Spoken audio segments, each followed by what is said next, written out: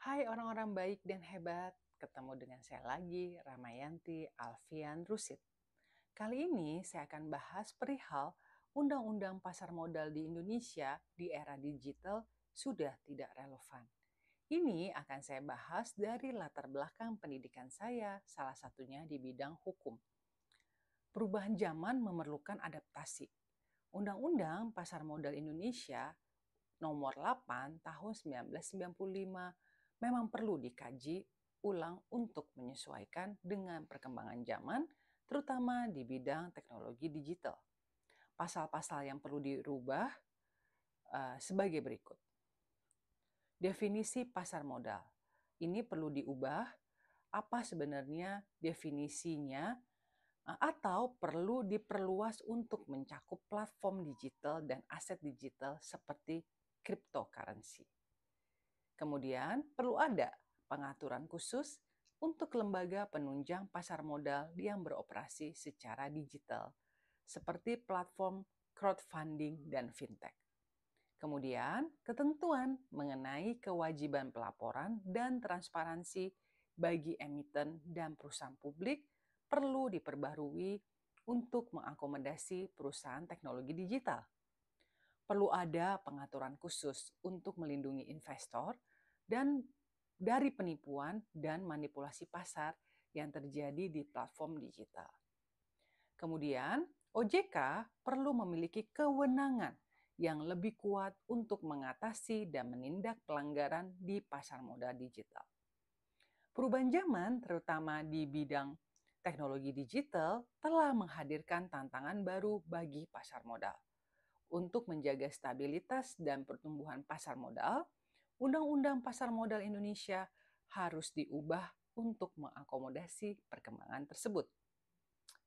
Adaptasi Undang-Undang Pasar Modal Indonesia terhadap perkembangan teknologi digital sangat penting untuk meningkatkan daya saing pasar modal Indonesia, mendorong pertumbuhan ekonomi digital, melindungi investor dari risiko yang muncul di pasar modal digital.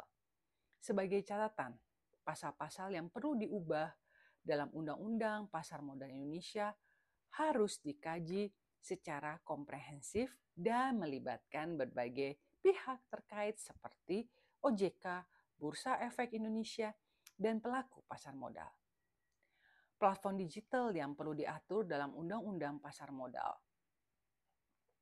Mengapa demikian? Karena perkembangan teknologi memerlukan regulasi.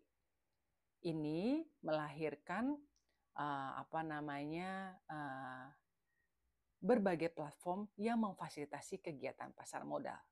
Sehingga untuk menjaga stabilitas dan keamanan pasar modal, beberapa platform digital ini perlu diatur dalam Undang-Undang Pasar Modal di Indonesia. Contoh, platform crowdfunding. Ini memungkinkan penggalangan dana dari banyak investor untuk mendanai proyek atau bisnis. Kemudian platform fintech. Ini menawarkan berbagai layanan keuangan seperti pinjaman, investasi, dan pembayaran yang dapat dihubungkan dengan kegiatan pasar modal. Platform perdagangan aset digital. Ini memfasilitasi perdagangan aset seperti cryptocurrency yang semakin populer di kalangan investor. Platform robo-advisor. Ini menggunakan algoritma untuk memberikan saran investasi kepada investor yang dapat mempengaruhi keputusan investasi.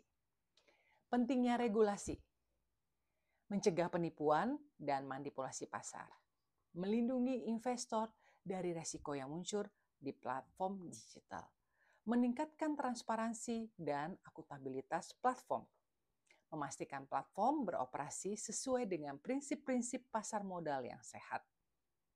Platform digital telah mengubah landscape pasar modal. Regulasi yang tepat terhadap platform digital dalam Undang-Undang Pasar Modal sangat penting untuk menjaga stabilitas, keamanan, dan pertumbuhan pasar modal di era digital. Demikian penjelasan dari saya. Terima kasih telah mengikuti konten saya. Kita pasti ketemu lagi orang-orang baik dan hebat. Salam Ramayanti Alfian Rusid.